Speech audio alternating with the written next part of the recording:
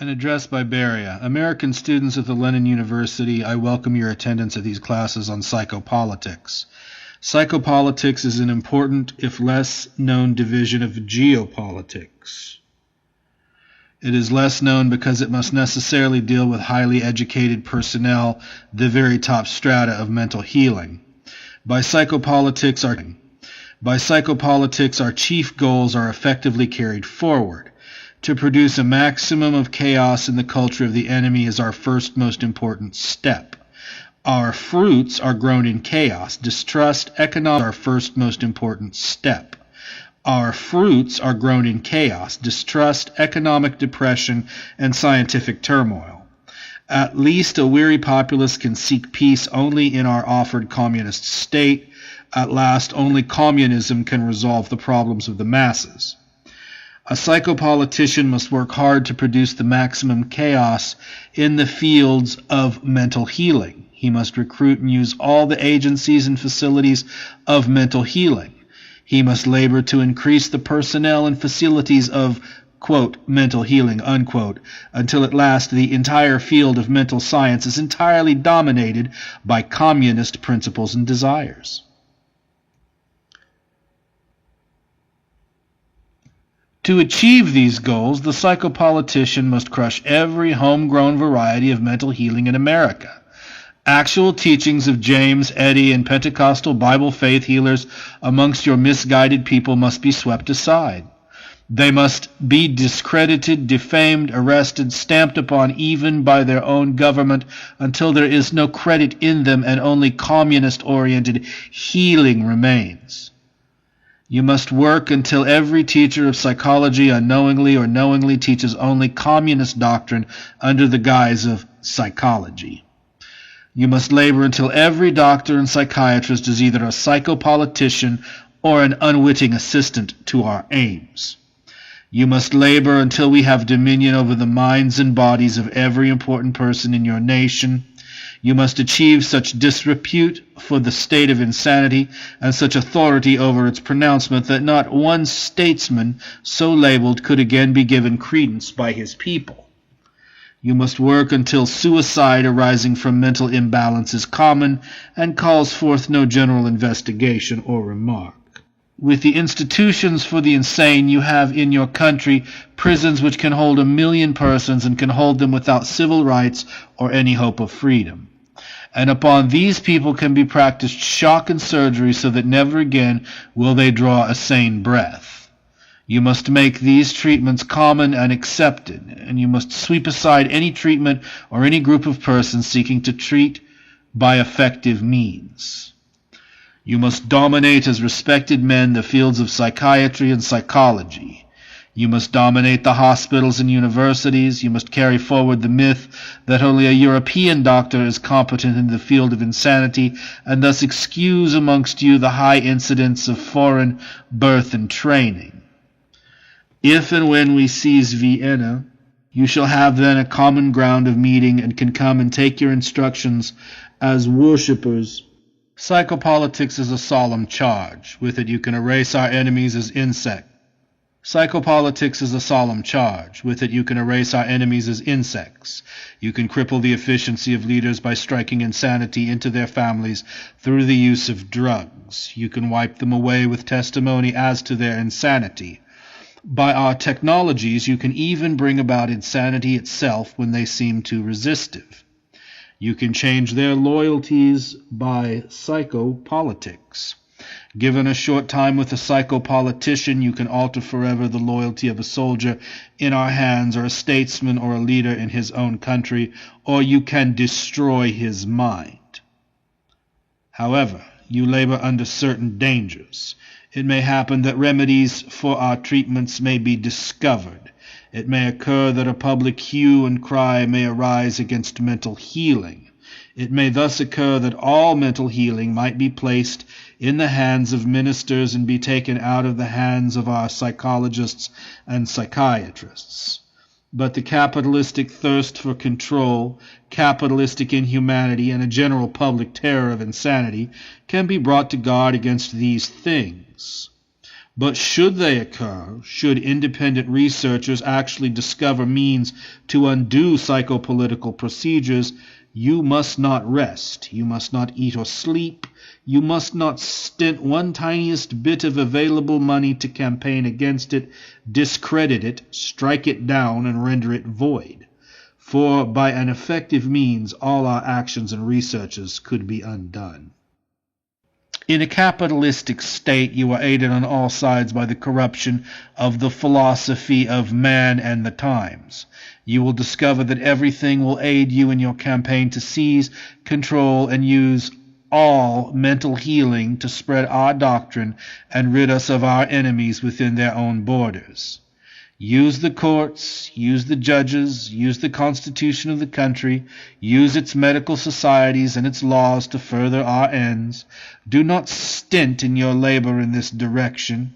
And when you have succeeded, you will discover that you can now effect your own legislation at will, and you can, by careful organization of healing societies, by constant campaigns about the terrors of society, by pretense as to your effectiveness, make your capitalist himself, by his own appropriations, finance a large portion of the quiet communist conquest of the nation.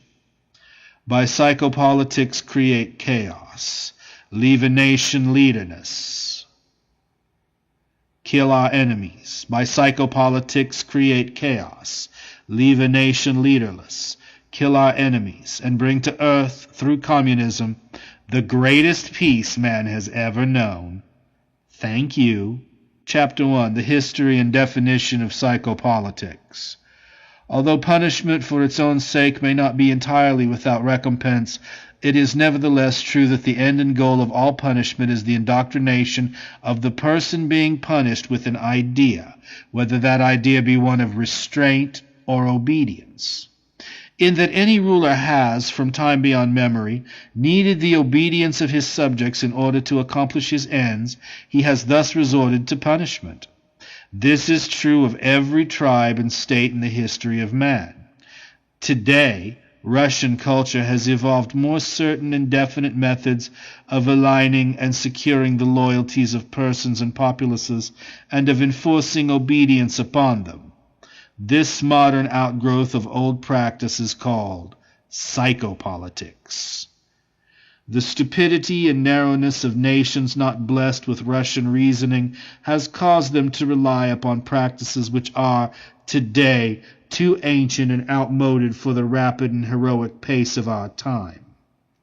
And in view of the tremendous advance of Russian culture in the field of mental technologies, begun with the glorious work of Pavlov and carried forward so ably by later Russians, it would be strange that an art and science would not evolve totally devoted to the aligning of loyalties and extracting the obedience of individuals and multitudes. Thus we see that psychopolitical procedures are a natural outgrowth of practices as old as man, practices which are current in every group of men throughout the world. Thus, in psychopolitical procedures, there is no ethical problem, since it is obvious and evident that man is always coerced against his will to the greater good of the state, whether by economic gains or indoctrination into the wishes and desires of the state.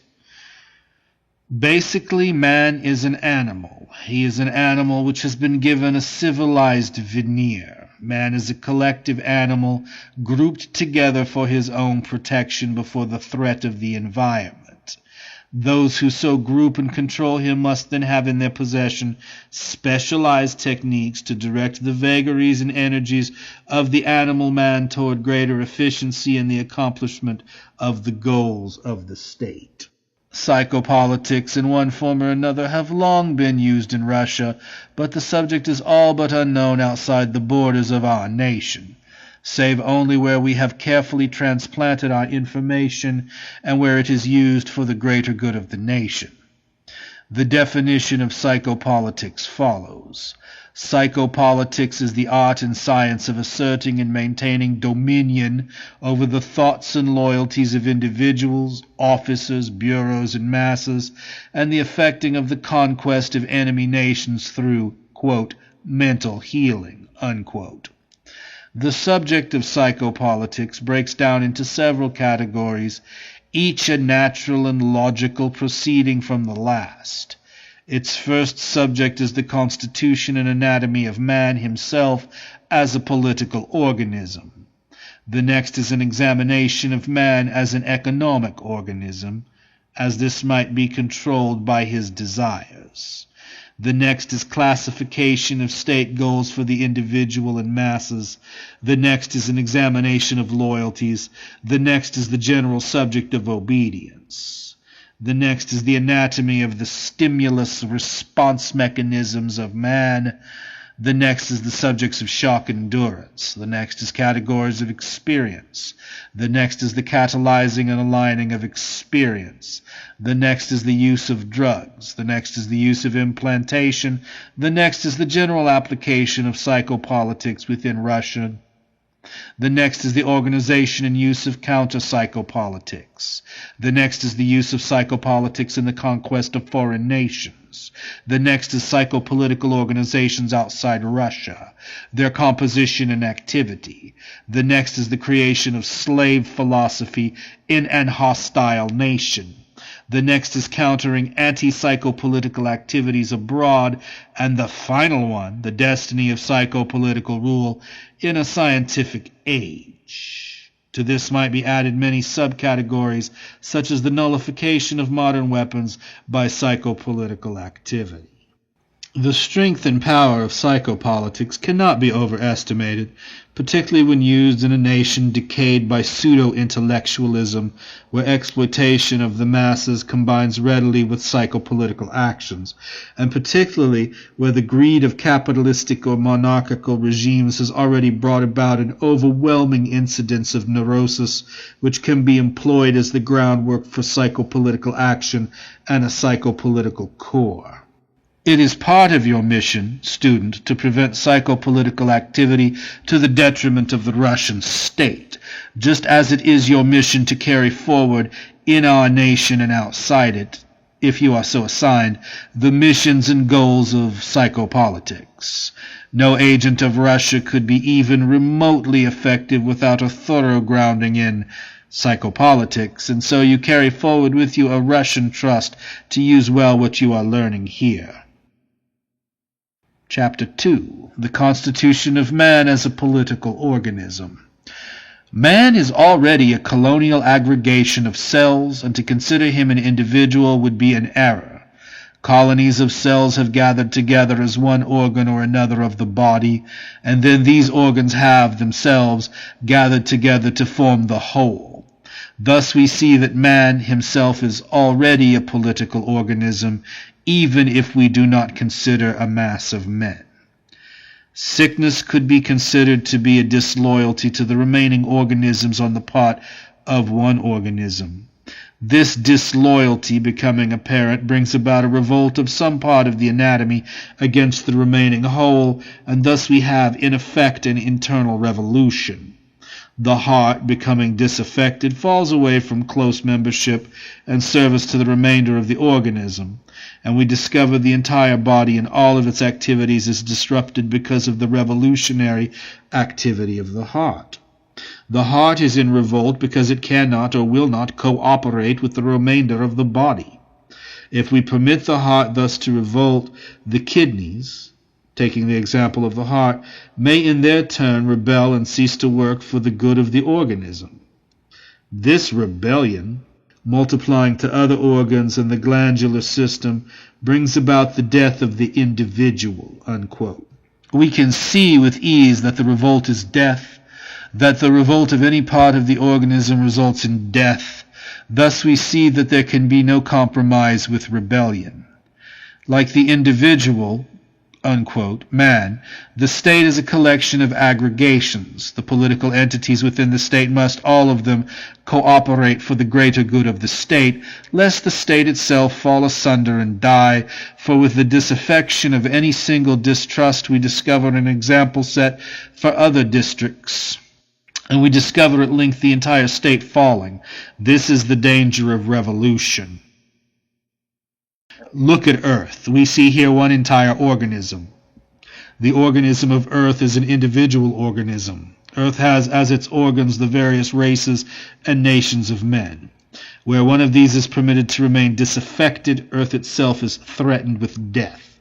The threatened rebellion of one country, no matter how small, against the total organism of Earth would find Earth sick and the cultural state of man to suffer in consequence.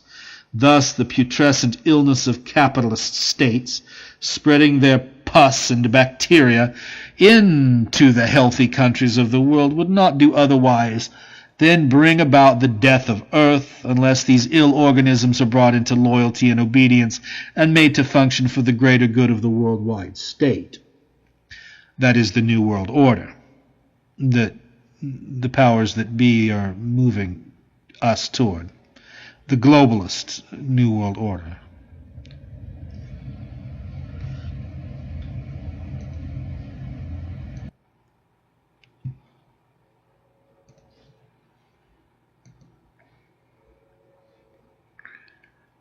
The constitution of man is so composed that the individual cannot function efficiently without the alignment of each and every part and organ of his anatomy, as the average individual is incapable in an unformed and uncultured state, as witness the barbarians of the jungle. So must he be trained into a coordination of his organic functions by exercise, education, and work towards specific goals. We particularly and specifically note that the individual must be directed from without to accomplish his exercise, education, and work. He must be made to realize this, for only then can he be made to function efficiently in the role assigned to him.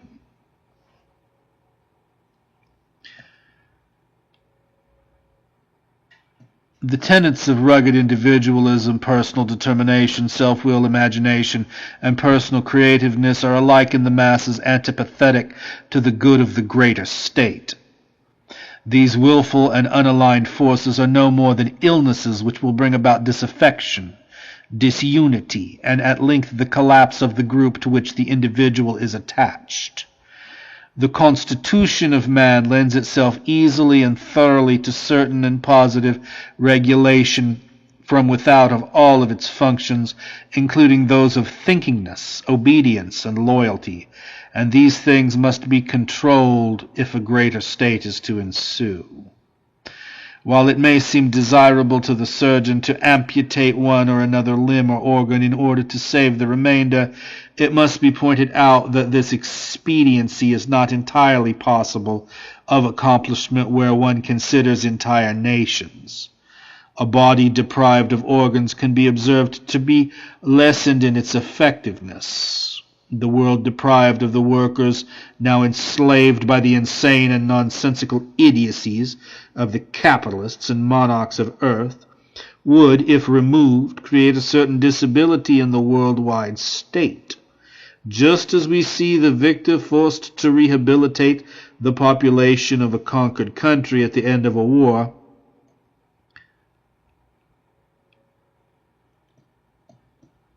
Thus, any effort to depopulate a disaffected portion of the world might have some consequence.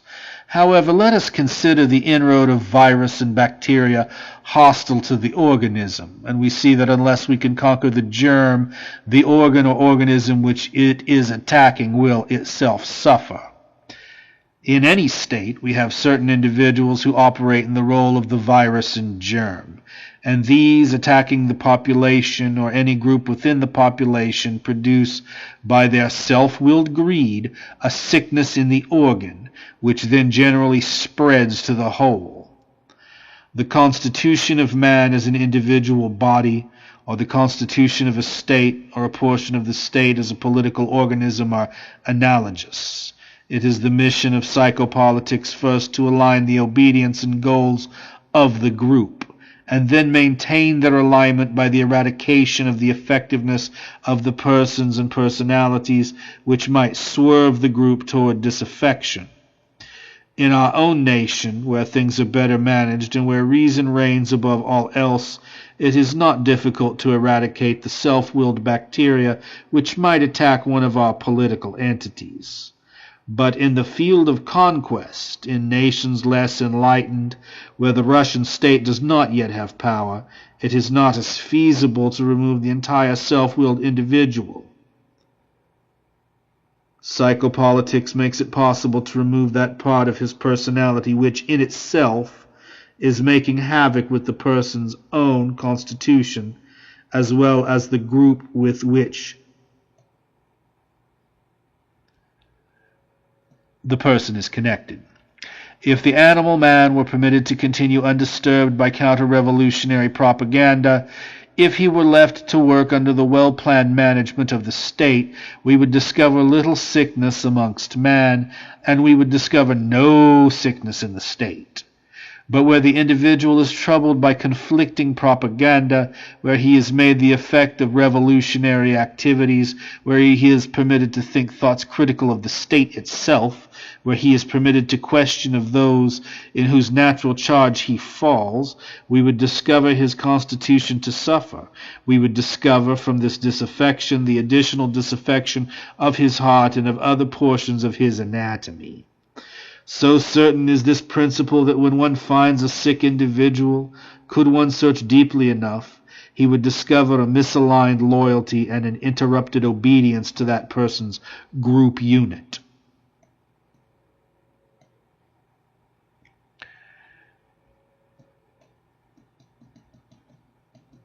There are those who foolishly have embarked upon some spiritual Alice in Wonderland voyage into what they call the subconscious or the unconscious mind, and who under the guise of psychotherapy would seek to make well the disaffection of body organs, but it is to be noted that their results are singularly lacking in success. There is no strength in such an approach. When hypnotism was first invented in Russia, it was observed that all that was necessary was to command the unresisting individual to be well in order many times to accomplish that fact.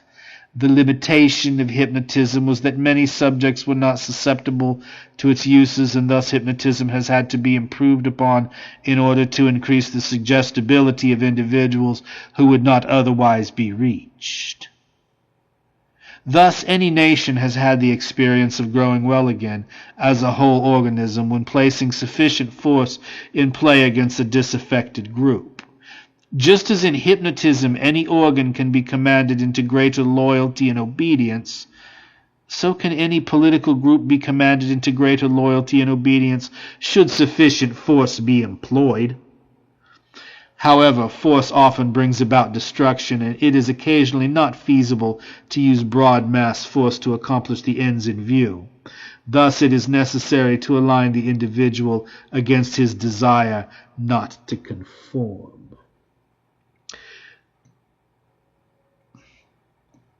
Just as it is a recognized truth that man must conform to his environment, so it is a recognized truth, and will become more so as the years proceed, that even the body of man can be commanded into health.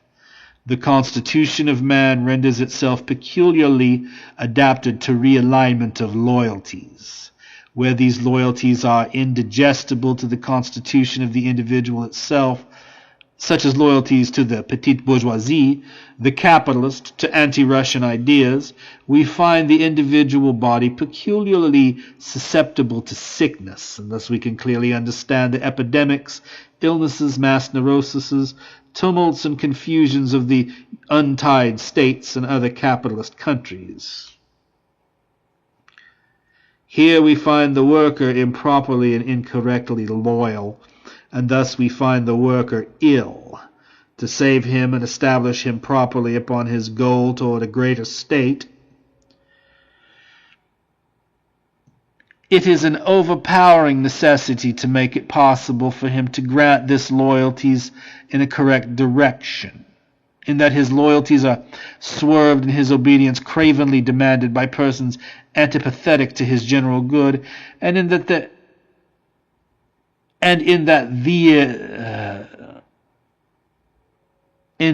that these persons are few, even in a capitalist nation, the goal and direction of psychopolitics is clearly understood. To benefit the worker in such a plight, it is necessary to eradicate, by general propaganda, by other means and by his own cooperation with the environment, and thus to ensure to the worker less warped leadership, less craven doctrine, and more cooperation with the ideas and ideals of the communist state. The technologies of psychopolitics are directed to this end.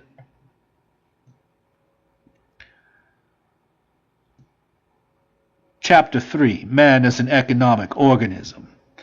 Man is subject to certain desires and needs which are as natural to his beingness as they are to that of any other animal. Man, however, has the peculiarity of exaggerating some of these beyond the bounds of reason. This is obvious through the growth of leisure classes, pseudo-intellectual groups, the petite bourgeoisie, capitalism, and other ills. It has been said with truth that 1/10 of a man's life is concerned with politics and 9/10 with economics. Without food, the individual dies. Without clothing, he freezes. Without houses and weapons, he is prey to the starving wolves. The acquisition of sufficient items to answer these necessities of food, clothing, and shelter in reason is the natural right of a member of an enlightened state. An excess of such items brings about unrest and disquiet. The presence of luxury items and materials, and the artificial creation and whetting of appetites, as in capitalist advertising, are certain to accentuate the less desirable characteristics of man.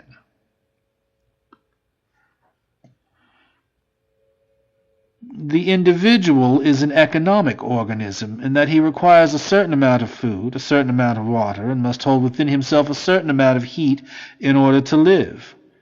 When he has more food than he can eat, more clothing than he needs to protect him, he then enters upon a certain idleness which dulls his wits and awareness, and makes him prey to difficulties which, in a less toxic state, he would have foreseen and avoided. Thus we have a glut being a menace to the individual. It is no less different in a group. Where the group acquires too much, its awareness of its own fellows and of the environment is accordingly reduced, and the effectiveness of the group in general is lost. The maintaining of a balance between gluttony and need is the province of economics proper, and is the fit subject and concern of the communist state. Desire and want are a state of mind. Individuals can be educated into desiring and wanting more than they can ever possibly attain, and such individuals are unhappy. Most of the self-willed characteristics of the capitalists come entirely from greed.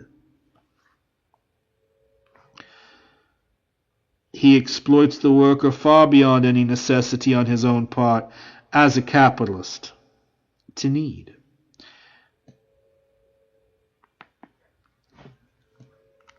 In a nation where economic balances are not controlled, the appetite of the individual is unduly whetted by enchanting and fanciful persuasions to desire, and a type of insanity ensues where each individual is persuaded to possess more than he can use, and to possess it even at the expense of his fellows. There is in economic balances the other side. Too great and too long privation can bring about unhealthy desires, which in themselves accumulate if left action more than the individual can use. Poverty itself, as carefully cultivated in capitalist states, can bring about an imbalance of acquisition. Just as a vacuum will pull into it masses, in a country where forced privation upon the masses is permitted and where desire is artificially whetted, need turns to greed, and one easily discovers in such states exploitation of the many for the benefit of the few.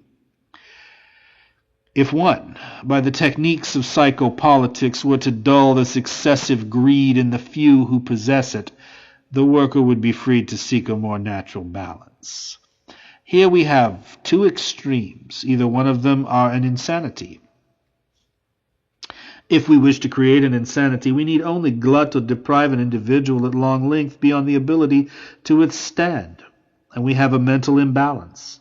A simple example of this is the alternation of too low with too high pressures in a chamber, an excellent psychopolitical procedure.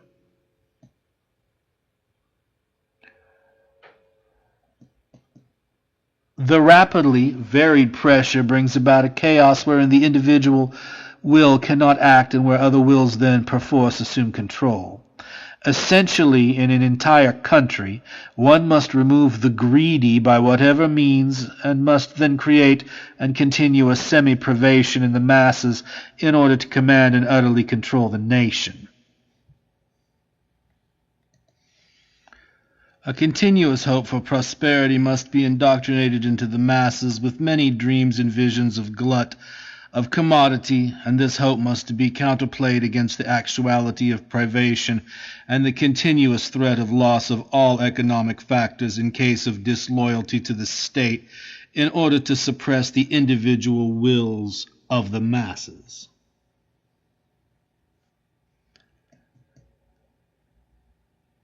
In a nation under conquest, such as America, our slow and stealthy approach need take advantage only of the cycles of booms and depressions inherent in capitalistic nations in order to assert more and more strong control over individual wills. A boom is as advantageous as a depression for our ends. For during prosperity, our propaganda lines must only continue to point up the wealth the period is delivering to the selected few to divorce their control of the state. During a depression, one must only point out that it ensued as a result of the avarice of a few and the general political incompetence of the national leaders. The handling of economic propaganda is not properly the sphere of psychopolitics, but the psychopolitician must understand economic measures and communist goals connected with them. The masses must at last come to believe that only excessive taxation of the rich can relieve them of the burdensome leisure class, and can thus be brought to accept such a thing as income tax, a Marxist principle smoothly slid into capitalistic framework in 1909 in the United States. This, even though the basic law of the United States forbade it, and even though communism at that time had been active only a few years in America. Such success as the income tax law, had it been followed thoroughly, could have brought the United States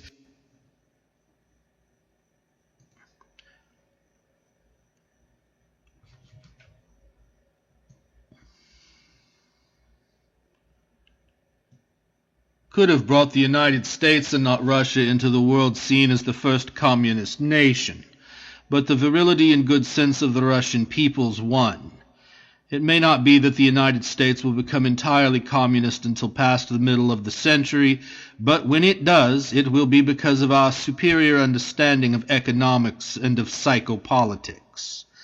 The communist agent skilled in economics has as his task the suborning of tax agencies and their personnel to create the maximum disturbance and chaos and the passing of laws adapted to our purposes. And to him we must leave this task. The psychopolitical operator plays a distinctly different role in this drama. The rich, the skilled in finance, the well-informed in government are particular and individual targets for the psychopolitician. His is the role of taking off the board those individuals who would halt or corrupt communist economic programs. Thus, every rich man, every statesman, every person well-informed and capable in government must have brought to his side as a trusted confidant a psychopolitical operator. The families of these persons are often deranged from idleness and glut, and this fact must be played upon even created.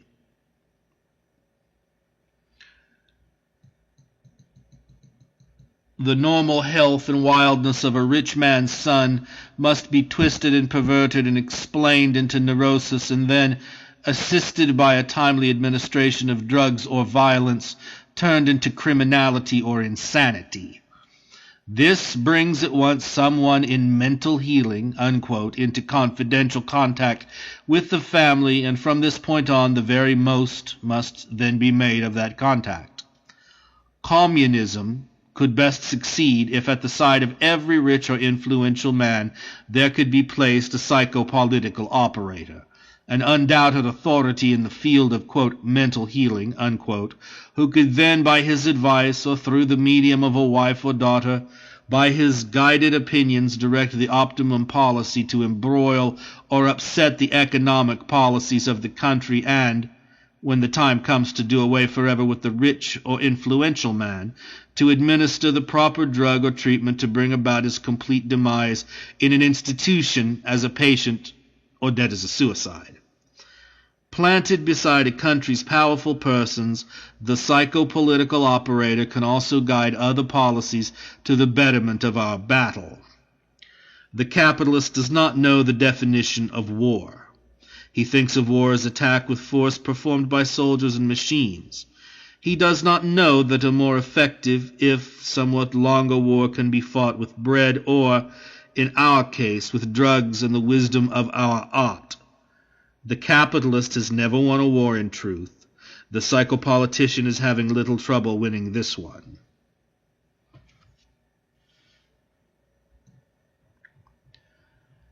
Chapter 4. State Goals for the Individual and Masses. Just as we would discover an individual to be ill whose organs, each one, had a different goal from the rest, so we discover the individuals in the state to be ill where goals are not rigorously codified and enforced. There are those who, in less enlightened times, gave man to believe that goals should be personally sought and held, and that indeed man's entire impulse toward higher things stemmed from freedom. We must remember that the same peoples who embraced this philosophy also continued in Man, the Myth of Spiritual Existence. All goals proceed from duress. Life is a continuous escape. Without force and threat there can be no striving. Without pain there can be no desire to escape from pain. Without the threat of punishment there can be no gain. Without duress and command there can be no alignment of bodily functions. Without rigorous and forthright control, there can be no accomplished goals for the state. Goals of the state should be formulated by the state for the obedience and concurrence of the individuals within that state. A state without goals so formulated is a sick state. A state without the power and forthright wish to enforce its goals is a sick state. When an order is issued by the communist state and is not obeyed, a sickness will be discovered to ensue. Where obedience fails, the masses suffer. State goals depend upon loyalty and obedience for their accomplishment. When one discovers a state goal to be interpreted, one discovers inevitably that there has been an interposition of self-willedness, of greed, of idleness, or of rugged individualism and self-centered initiative.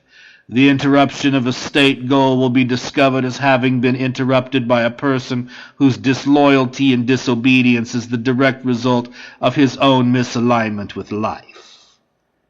It is not always necessary to remove the individual. It is possible to remove his self-willed tendencies to the improvement of the goals and gains of the whole. The technologies of psychopolitics are graduated upon the scale which starts somewhat above the removal of the individual himself, upward toward the removal only of those tendencies which bring about his lack of cooperation. It is not enough for the state to have goals. These goals, once put forward, depend for their completion upon the loyalty and obedience of the workers. These, engaged for the most part in hard labors, have little time for idle speculation, which is good. But above them, unfortunately, there must be foremen of one or another position, any one of whom might have sufficient idleness and lack of physical occupation to cause some disaffecting independency in his conduct and behavior.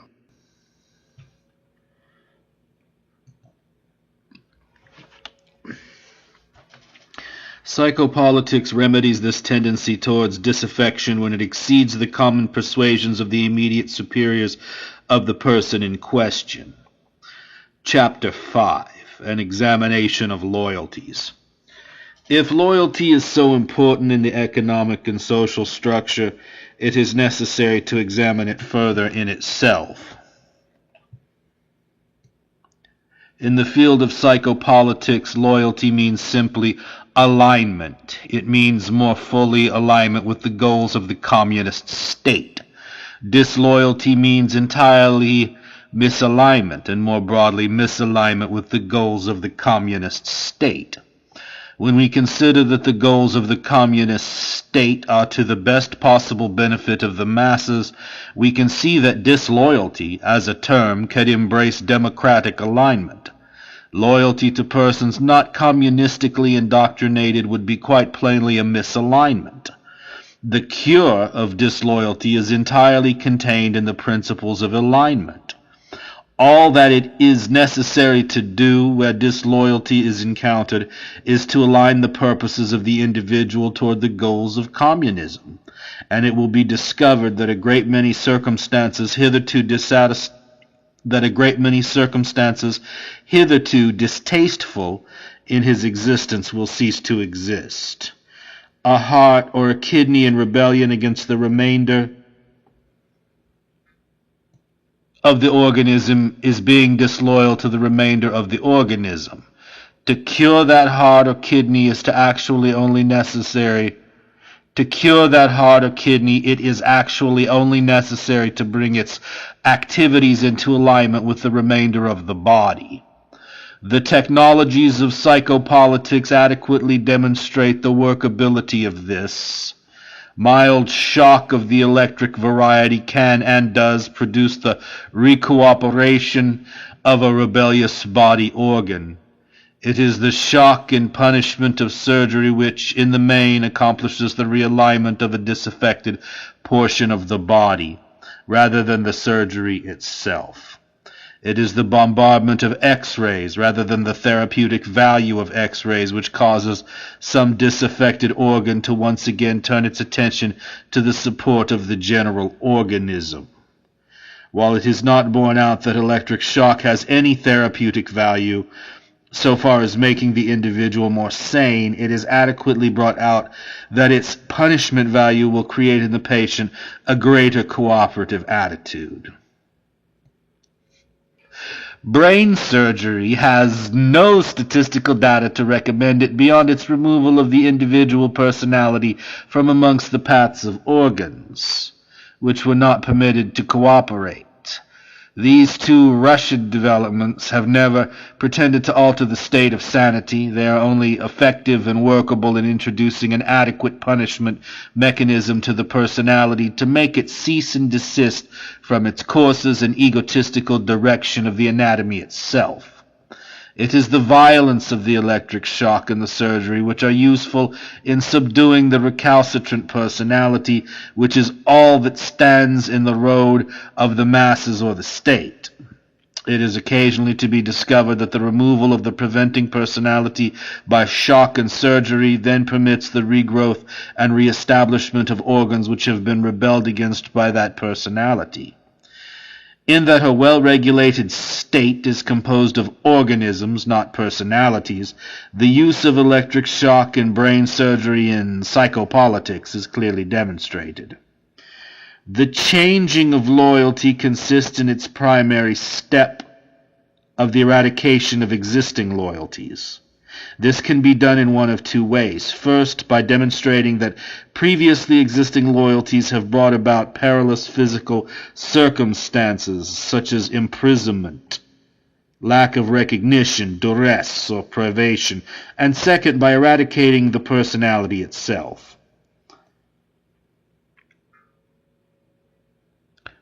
The first is accomplished by a steady and continuous indoctrination of the individual in the belief that his previous loyalties have been granted to an unworthy source.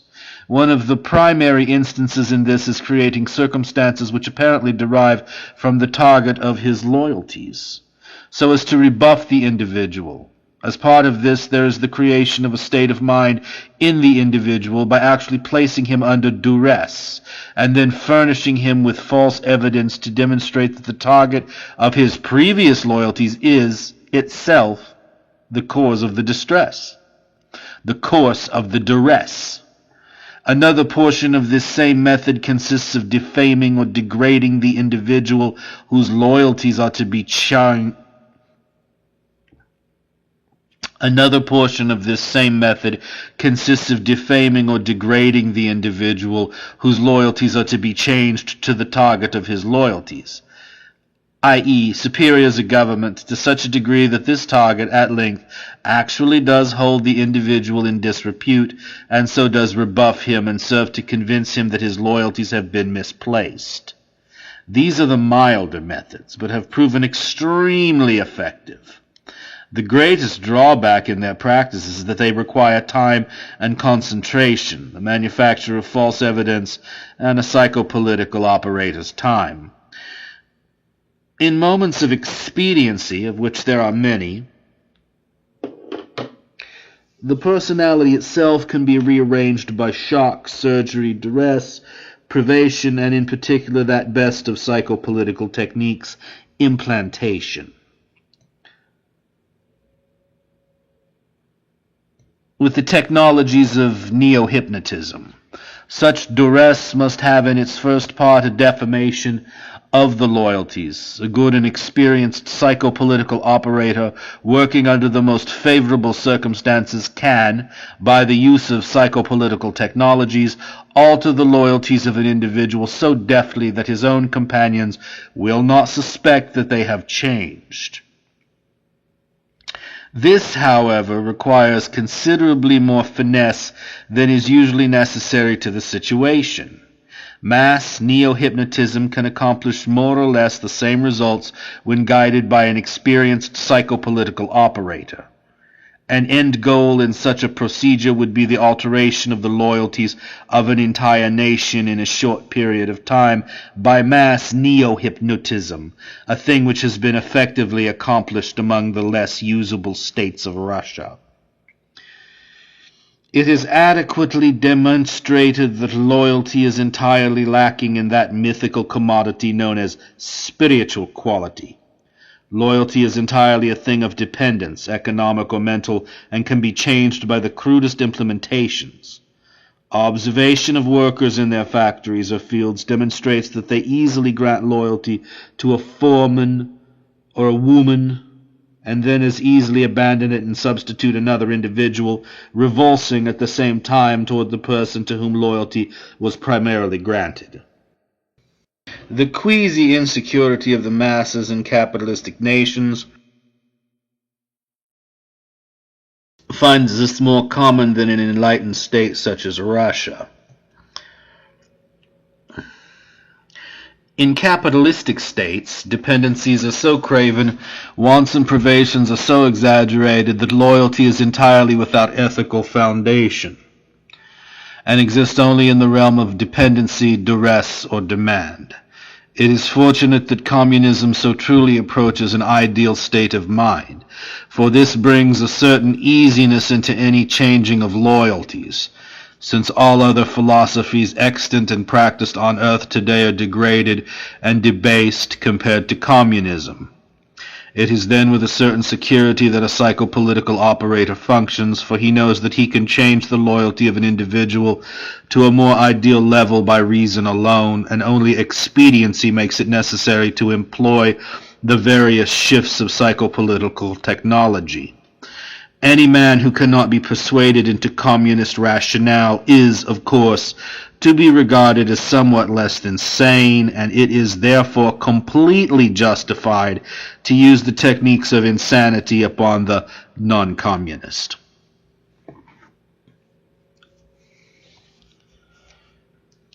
In order to change loyalty, it is necessary to establish first the existing loyalties of the individual. The task is made very simple in view of the fact that capitalistic and fascistic nations have no great security in the loyalty of their subjects. And it may be found that the loyalties of the subjects, as we call any person against whom psychopolitical technology is to be exerted, are already too faint to require eradication.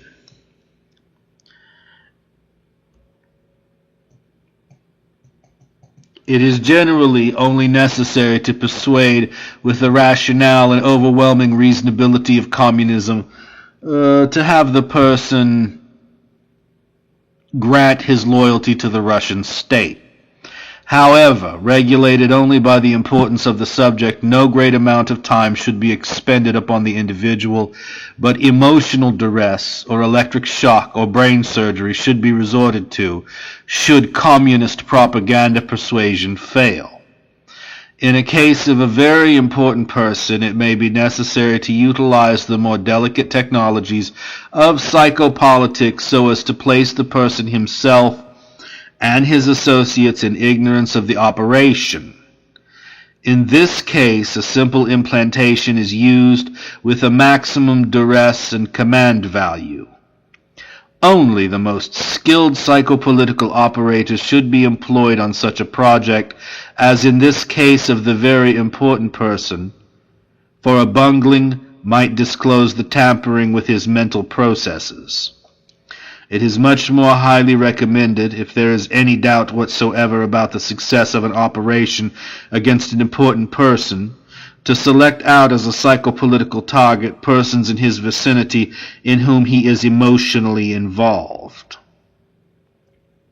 His wife or children normally furnish the best targets, and these can be operated against without restraint. In securing the loyalty of a very important person, one must place at his side a constant pleader who enters a sexual or familial chord into the situation on the side of communism. It may not be necessary to make a communist out of the wife, or the children, or one of the children, but it might prove efficacious to do so. In most instances, however, this is not possible.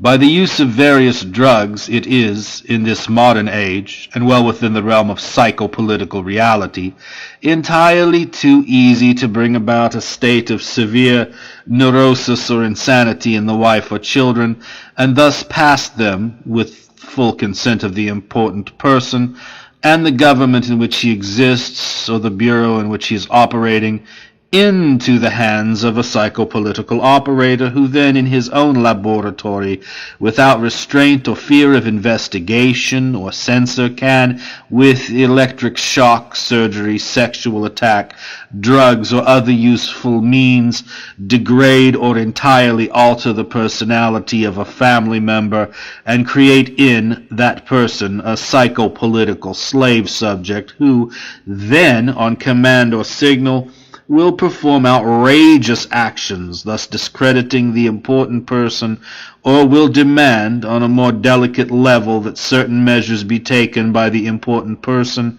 which measures are, of course, dictated by the psychopolitical operator.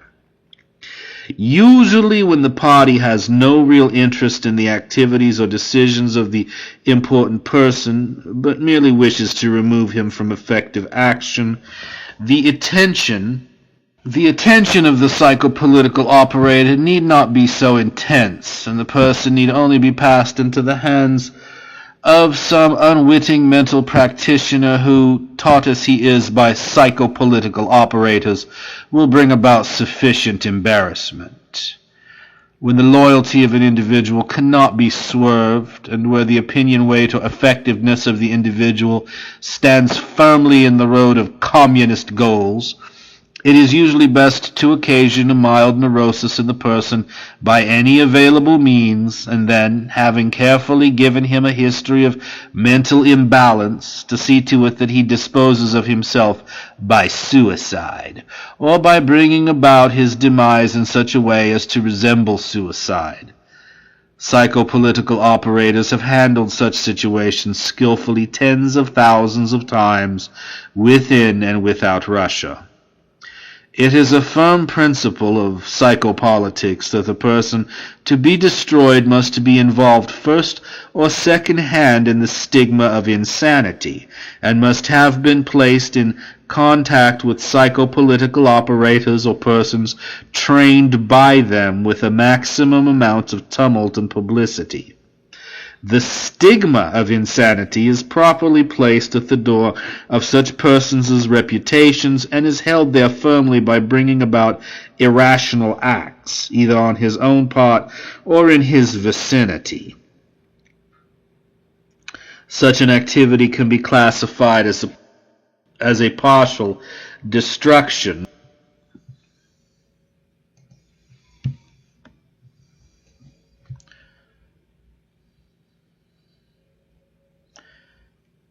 As a partial destruction of alignment. And if this destruction is carried forward to its further extent, the misalignment on the subject of all loyalties can be considered to be complete, and alignment on new loyalties can be embarked upon safely.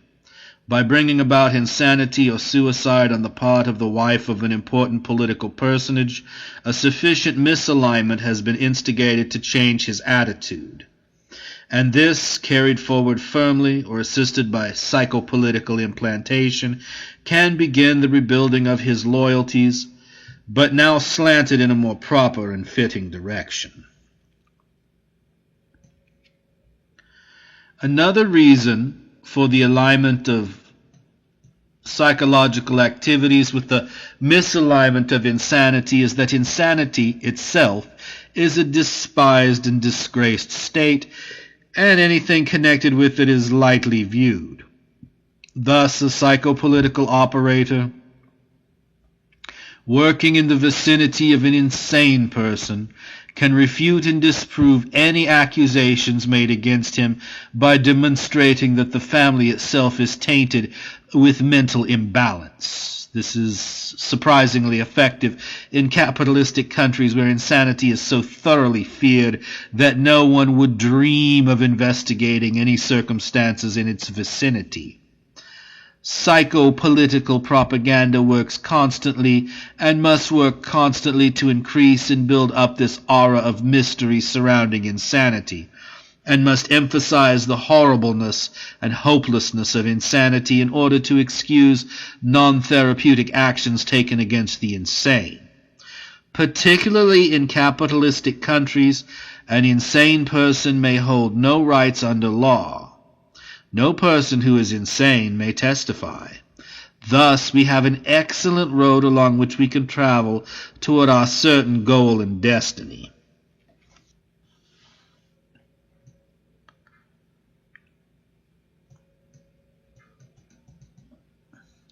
Entirely by bringing about public conviction that the sanity of a person is in question, it is possible to discount and eradicate all of the goals and activities of that person.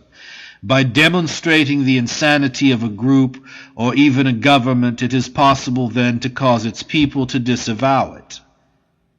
By magnifying the general human reaction to insanity, through keeping the subject of insanity itself before the public eye, and then by utilizing this reaction by causing a revulsion on the part of a populace against its leader or leaders, it is possible to stop any government or movement. It is important to know that the entire subject of loyalty is thus as easily handled as it is. One of the first and foremost missions of the psychopolitician is to make an attack upon communism and insanity synonymous. It should become the definition of insanity, the paranoid variety that, quote, a paranoid believes he is being attacked by communists, unquote. Thus, at once, the support of the individual so attacking communism will fall away and wither. Instead of executing national leaders, suicide for them should be arranged under circumstances which question their demise. In this way, we can select out all opposition to the communist extension into the social orders of the world and render populaces who would oppose us leaderless, and bring about a state of chaos or misalignment into which we can thrust with great simplicity the clear and forceful doctrines of communism. The cleverness of our attack in this field of psychopolitics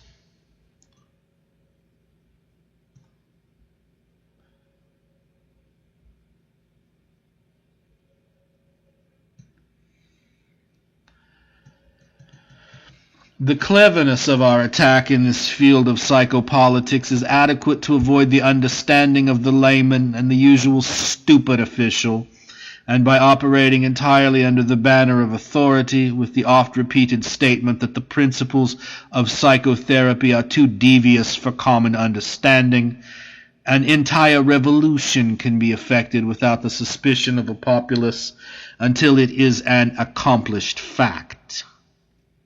As insanity is the maximum misalignment, it can be grasped to be the maximum weapon in severance of loyalties to leaders and old social orders. Thus, it is of the utmost importance that psychopolitical operatives infiltrate the healing arts of a nation marked for conquest and bring from that quarter continuous pressure against the population and the government until at last the conquest is effected. This is the subject and goal of psychopolitics itself. In rearranging loyalties, we must have a command of their values. In the animal, the first loyalty is to himself. This is destroyed by demonstrating errors to him, showing him that he does not remember, cannot act, or does not trust himself. The second loyalty is to his family unit, his parents and brothers and sisters. This is destroyed by making a family unit economically non-dependent, by lessening the value of marriage, by making an easiness of divorce, and by raising the children, wherever possible, by the state.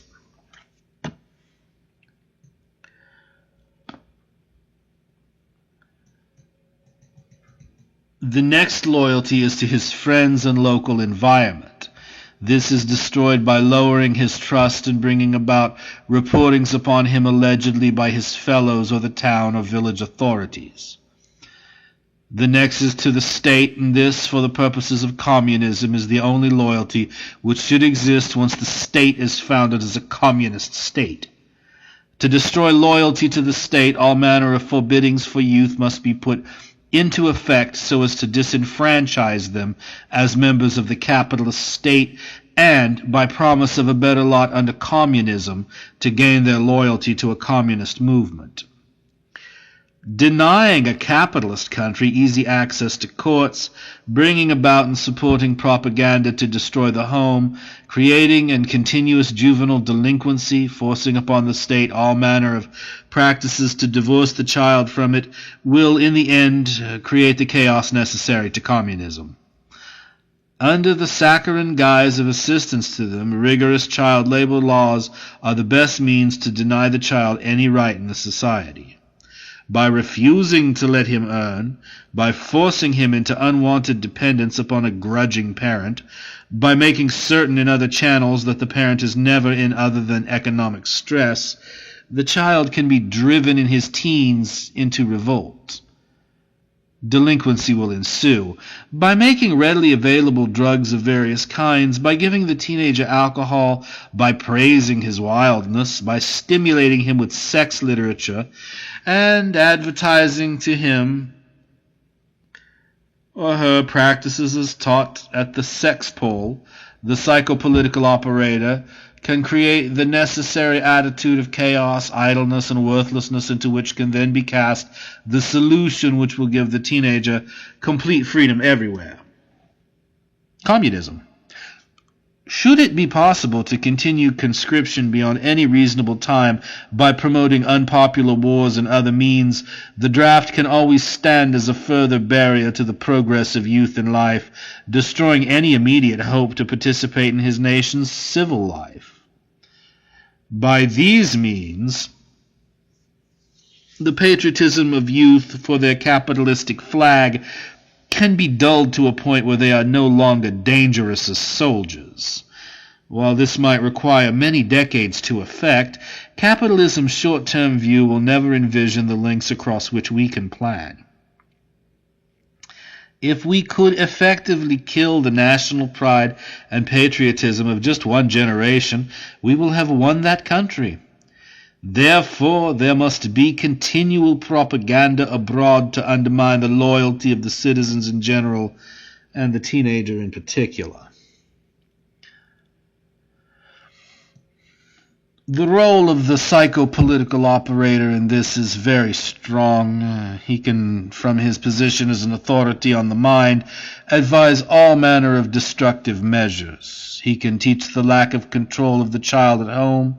He can instruct, in an optimum situation, the entire nation in how to handle children, and instruct them so that the children, given no control, given no real home, can run wildly about with no responsibility for their nation or themselves. The misalignment of the loyalty of youth to a capitalistic nation sets the proper stage for a realignment of their loyalties with communism. Creating a greed for drugs, sexual misbehavior, and uncontrolled freedom, and presenting this to them as a benefit of communism will with ease bring about our alignment. In the case of strong leaders amongst youthful groups, a psychopolitical operator can work in many ways to use or discard that leadership. If it is to be used, the character of the girl or boy must be altered carefully into criminal channels, and a control by blackmail or other means must be maintained. But where the leadership is not susceptible, where it resists all persuasions and might become dangerous to our cause, no pains must be spared to direct the attention of the authorities to that person and to harass him in one way or another until he can come into the hands of juvenile authorities.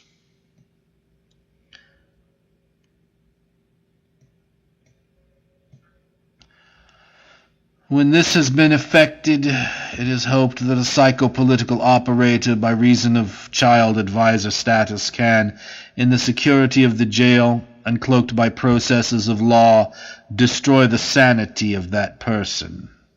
Particularly brilliant scholars, athletes, and youth group leaders must be handled in either one of these two ways. In the matter of guiding the activities of the juvenile courts, the psychopolitical operator entertains here one of his easier tasks.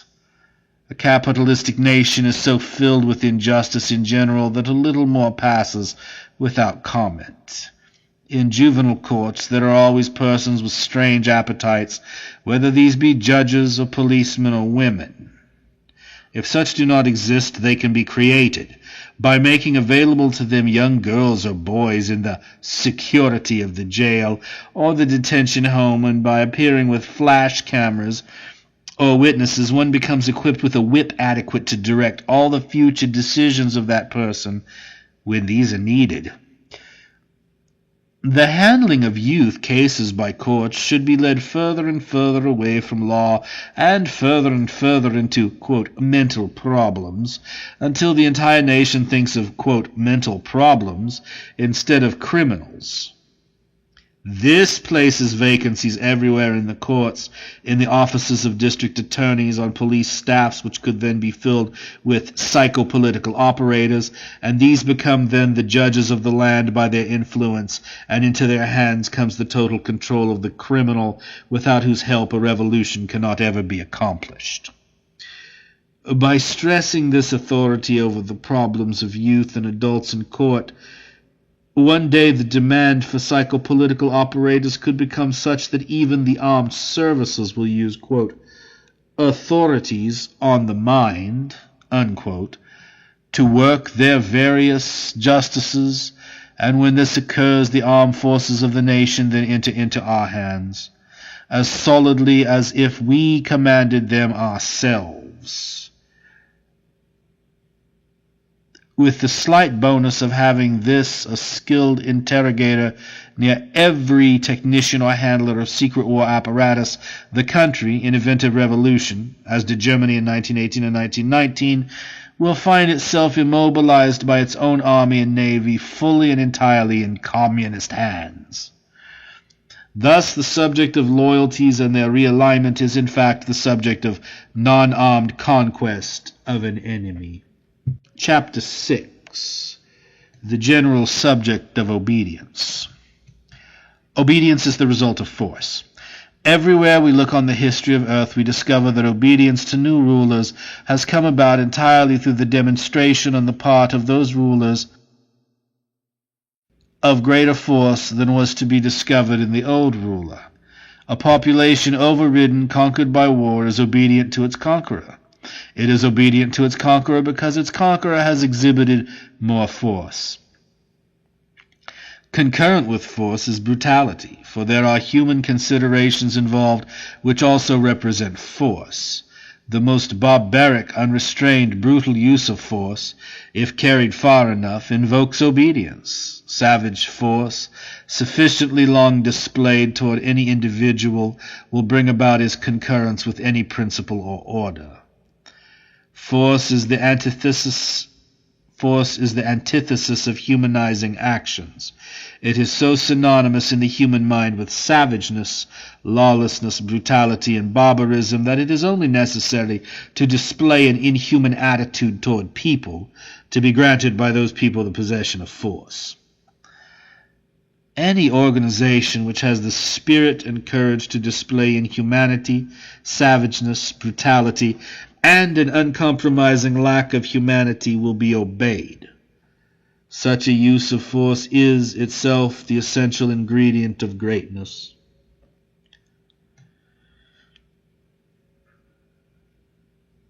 We have to hand no less an example than our great communist leaders who, in moments of duress and trial, when faced by czarist rule, continued over the heads of an enslaved populace, yet displayed sufficient courage never to stay their hands of execution of the conversion of the Russian state to communist rule.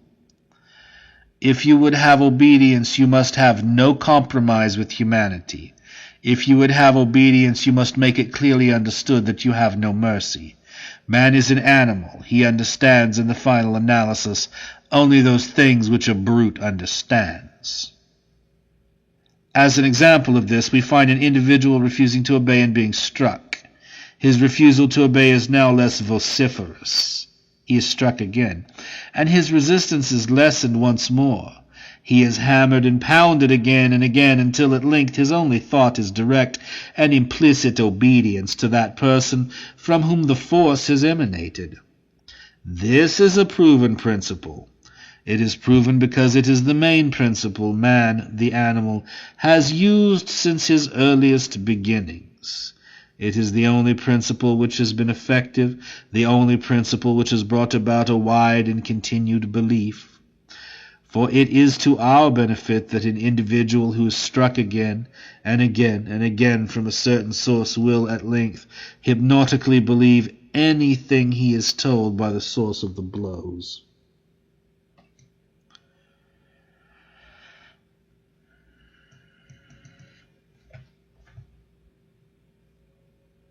The stupidity of Western civilizations is best demonstrated by the fact that they believe hypnotism is a thing of the mind, of attention, and a desire for unconsciousness. This is not true. Only when a person has been beaten, punished, and mercilessly hammered can hypnotism be guaranteed in its effectiveness. It is stated by Western authorities on hypnosis that only some 20% of the people are susceptible to hypnotism. This statement is very untrue. Given enough punishment, all of the people in any time and place are susceptible to hypnotism. In other words, by adding force, hypnotism is made uniformly effective. Where unconsciousness could not be induced by simple concentration upon the hypnotist, unconsciousness can be induced by drugs, by blows, by electric shock, and by other means. And where unconsciousness cannot be induced so as to make an implantation or an hypnotic command effective, it is only necessary to amputate the functioning portions of the animal man's brain to render him null and void and no longer a menace. Thus we find that hypnotism is entirely effective. The mechanisms of hypnotism demonstrate clearly that people can be made to believe in certain conditions and even in their environment or in politics by the administration of force. Thus it is necessary for a psychopolitician to be an expert in the administration of forces. Thus he can bring about implicit obedience not only on the part of individual members of the populace, but on the entire populace itself and its government. He needs only take unto himself a sufficiently savage role, a sufficiently uncompromising and human attitude, and he will be obeyed and believed. The subject of hypnotism is a subject of belief. What can people be made to believe?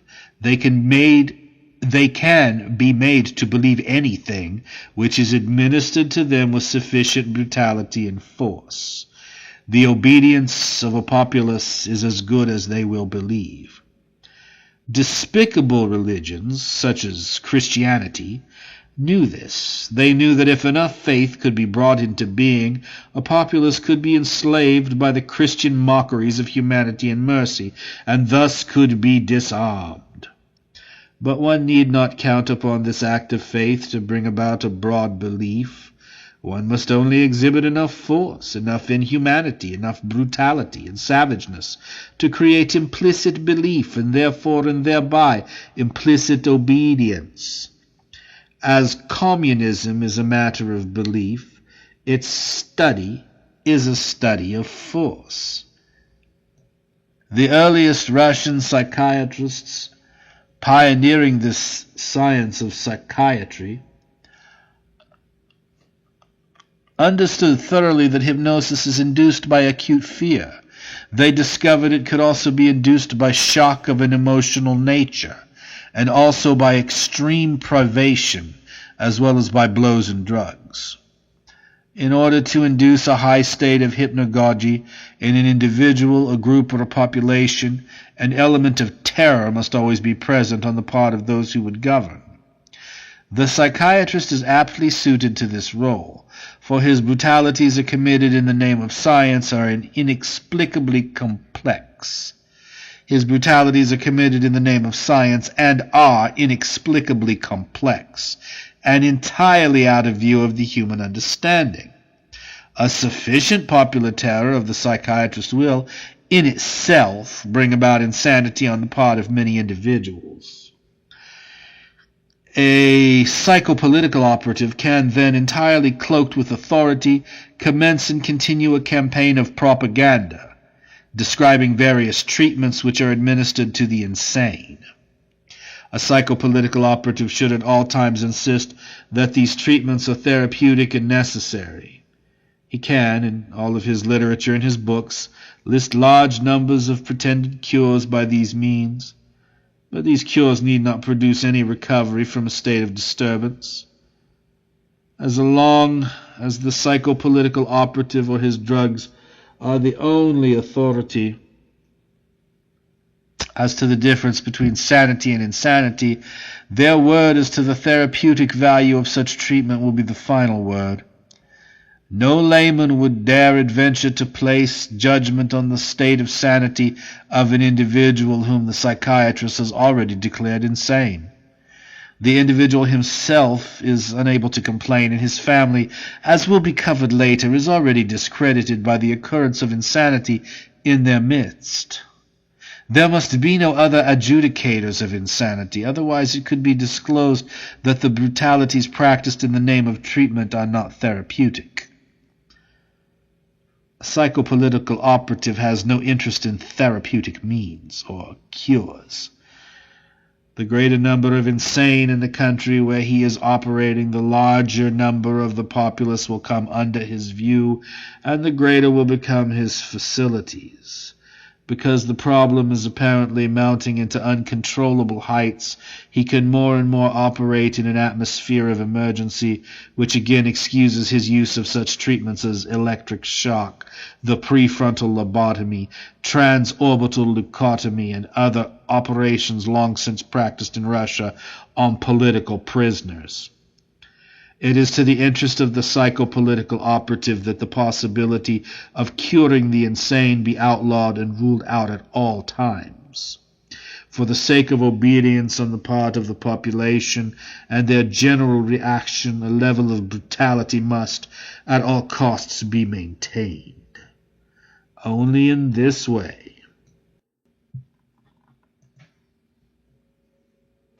Only in this way can the absolute judgment of the psychopolitical operative Only in this way can the absolute judgment of the psychopolitical operative as to the sanity or insanity of public figures be maintained in complete belief. Using sufficient brutality upon their patients, the public at large will come to believe utterly anything they say about their patients. Furthermore, and much more important, the field of the mind must be sufficiently dominated by the political operative so that wherever tenets of the mind are taught, they will be hypnotically believed. The psychopolitical operative, having under his control all psychology classes in an area, can thus bring about a complete reformation of the future leaders of a country in their educational processes, and so prepare them for communism. To be obeyed, one must be believed. If one is sufficiently believed, one will unquestioningly be obeyed. When he is fortunate enough to obtain into his hands anyone near to a political or important figure, this factor of obedience becomes very important.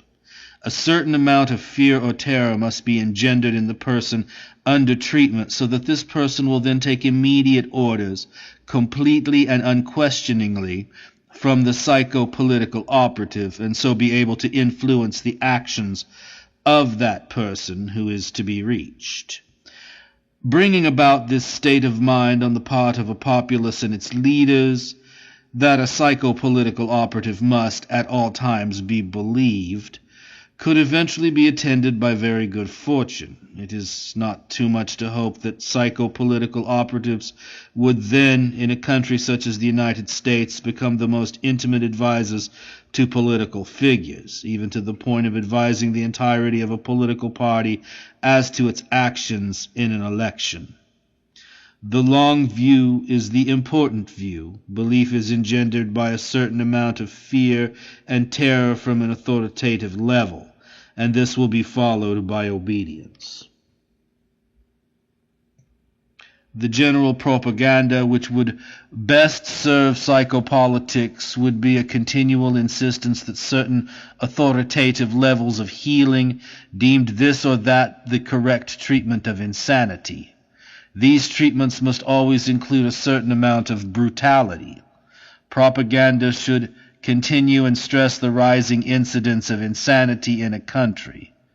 The entire field of human behavior, for the benefit of the country, can, at length, be broadened into abnormal behavior. Thus, anyone indulging in any eccentricity, particularly the eccentricity of combating psychopolitics, could be silenced by the authoritative opinion on the part of a psychopolitical operative that he was acting in an abnormal fashion.